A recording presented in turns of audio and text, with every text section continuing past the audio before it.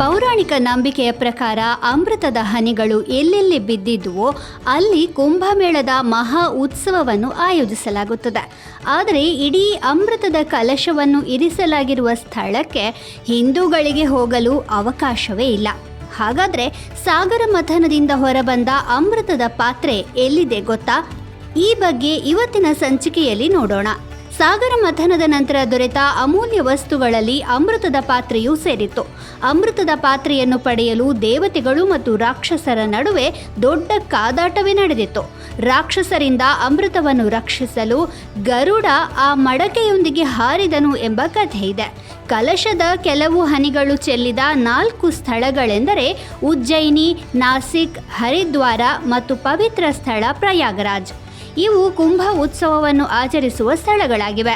ಆದರೆ ಈಗ ಪ್ರಶ್ನೆ ಏನಂದ್ರೆ, ಗರುಡ ಆ ಕಲಶವನ್ನು ಇಟ್ಟದಾದ್ರೂ ಎಲ್ಲಿ ಅಂತ. ಶಾರದಾ ಪೀಠದ ಸಾಂಪ್ರದಾಯಿಕ ಐತಿಹಾಸಿಕ ಉಲ್ಲೇಖದ ಪ್ರಕಾರ ಗರುಡ ಆ ಕಲಶದೊಂದಿಗೆ ಶಾರದಾ ದೇಶವನ್ನು ತಲುಪಿದನಂತೆ. ಶಾರದಾ ದೇಶ ಅಂದರೆ ಶಾರದಾ ದೇವಿಯ ವಾಸಸ್ಥಾನ. ಇದನ್ನು ಇಂದು ನಾವೆಲ್ಲರೂ ಕಾಶ್ಮೀರ ಅಂತ ಕರಿತೇವೆ.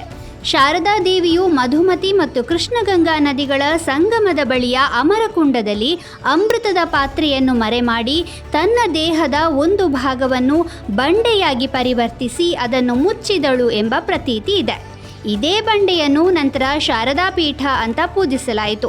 ಇದರ ಸುತ್ತಲೂ ವಿಶ್ವದ ಅತ್ಯಂತ ಶ್ರೀಮಂತ ವಿಶ್ವವಿದ್ಯಾಲಯವು ಅಸ್ತಿತ್ವಕ್ಕೆ ಬಂದಿತ್ತು.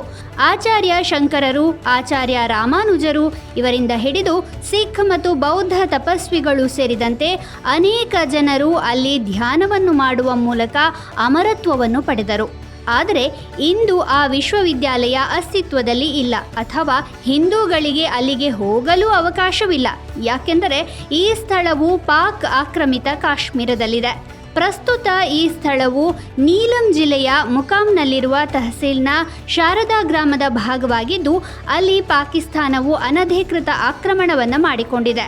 ಈ ಪ್ರದೇಶವನ್ನು ಭಾರತದ ಅವಿಭಾಜ್ಯ ಅಂಗವೆಂದು ಗುರುತಿಸುವ ಮತ್ತು ಅದನ್ನು ಸ್ವಾಧೀನಪಡಿಸಿಕೊಳ್ಳುವ ಬದ್ಧತೆಯನ್ನು ವ್ಯಕ್ತಪಡಿಸುವ ಮೂಲಕ ಭಾರತೀಯ ಸಂಸತ್ತು 2 ಬಾರಿ ಸರ್ವಾನುಮತದ ನಿರ್ಣಯವನ್ನು ಅಂಗೀಕರಿಸಿದೆ.